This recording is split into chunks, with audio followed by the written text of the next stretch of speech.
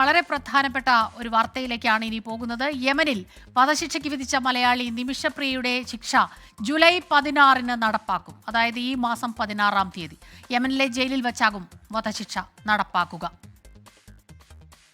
ബൽറാം നെടുങ്ങാടി ചേരുന്നുണ്ട് ഡൽഹിയിൽ നിന്ന് വിവരങ്ങളുമായി. ബൽറാം, നിമിഷപ്രിയയെ രക്ഷപ്പെടുത്താൻ, അതായത് വധശിക്ഷയിൽ ഒഴിവാക്കാൻ അതിനായി നടത്തിയ എല്ലാ പരിശ്രമങ്ങളും വൃഥാവിലായി എന്നാണോ? സ്മിത, ഈ നിമിഷപ്രിയയുടെ മോചനവുമായി ബന്ധപ്പെട്ടുള്ള ശ്രമങ്ങൾ ഇപ്പോഴും അവസാനിച്ചിട്ടില്ല എന്നുള്ളതാണ് യാഥാർത്ഥ്യം. ഇപ്പോൾ ഉണ്ടായ നടപടി എന്നുള്ളത് നിമിഷപ്രിയയുടെ വധശിക്ഷ നടപ്പാക്കാൻ പബ്ലിക് പ്രോസിക്യൂട്ടർ ജയിൽ അധികൃതർക്ക് നിർദ്ദേശം നൽകിയിരിക്കുന്നു. ജൂലൈ 16-ന് വധശിക്ഷ നടപ്പാക്കാനാണ് നിർദ്ദേശം നൽകിയിരിക്കുന്നത്. നേരത്തെ തന്നെ കോടതി ഈ വധശിക്ഷ ശരിവച്ചിരുന്നതാണ്. എന്നാൽ ഇപ്പോഴും ഇടപെടാനുള്ള അവസരമുണ്ട് എന്നുള്ളതാണ് നിമിഷപ്രിയയുടെ മോചനവുമായി ബന്ധപ്പെട്ട ചർച്ചകൾ നിലവിൽ നടത്തിവരുന്ന സാമുവൽ ജെറോം അറിയിക്കുന്നത്. ഇതുമായി ബന്ധപ്പെട്ട നിമിഷപ്രിയയുടെ യമൻ പൗരനുമായി ഈ സാമുവൽ ജെറോം ആശയവിനിമയം നടത്തുകയും ഇവരുടെ മോചനത്തിനായി നൽകാവുന്ന പണവുമായി ബന്ധപ്പെട്ട ചർച്ചകൾ നടത്തുകയും ചെയ്തിരുന്നു എന്നാണ് സാമുവൽ ജെറോം അറിയിക്കുന്നത്. എന്നാൽ ഇതുവരെയും ഈ യമനി പൗരന്റെ ഭാഗത്തു നിന്ന്, കുടുംബാംഗങ്ങളുടെ ഭാഗത്തു നിന്നും ഇക്കാര്യത്തിൽ മറുപടി ലഭിച്ചിട്ടില്ല.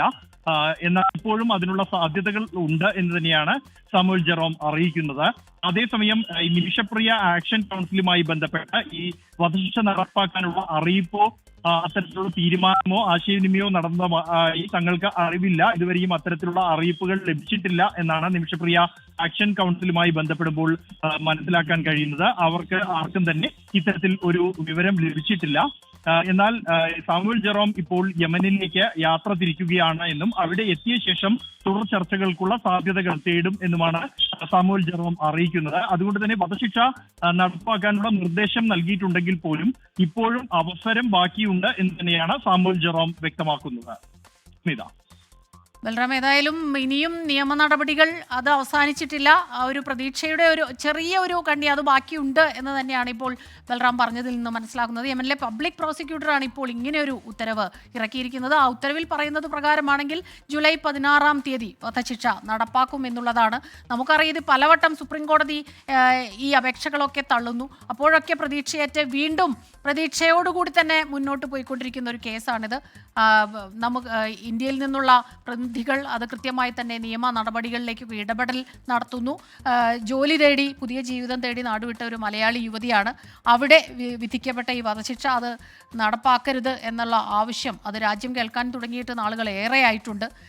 യമൻ പൗരനെ കൊലപ്പെടുത്തിയ കേസിലാണ് വധശിക്ഷയ്ക്ക് നിമിഷപ്രിയയെ വിധിച്ചത്. ഈ നിയമ നടപടികൾ ഇനിയും തുടരാം എന്നുള്ളത് ഒരു പ്രതീക്ഷ നൽകുന്നുണ്ടെങ്കിലും ഇനി അധിക ദിവസം ശേഷിക്കുന്നില്ല ഈ ജൂലൈ 16-ന് എന്നുള്ളത് ഒരു ആശങ്ക ഉണ്ടാക്കുന്നുണ്ട്. ബൽറാം, തീർച്ചയായും സ്മിത, ഈ വിഷയത്തിൽ ഇനി അധികം സമയമില്ല എന്നുള്ളത് ആശങ്ക തന്നെയാണ്. എന്നാൽ എങ്കിൽ പോലും ഇപ്പോഴും സാധ്യതകൾ അവശേഷിക്കുന്നു എന്നാണ് സാമുവൽ ജെറോം അറിയിക്കുന്നത്. കഴിഞ്ഞ വർഷങ്ങളോളമായി നിമിഷപ്രിയയുടെ മോചനവുമായി ബന്ധപ്പെട്ട ചർച്ചകൾ അല്ലെങ്കിൽ അതിനായുള്ള ശ്രമങ്ങൾ നടത്തി വരികയാണ്. അത് വിവിധ സംഘടനകൾ, നിമിഷപ്രിയ ആക്ഷൻ കൗൺസിൽ അടക്കമുള്ളവർ ഇതിനുള്ള സാധ്യത തേടുകയാണ്.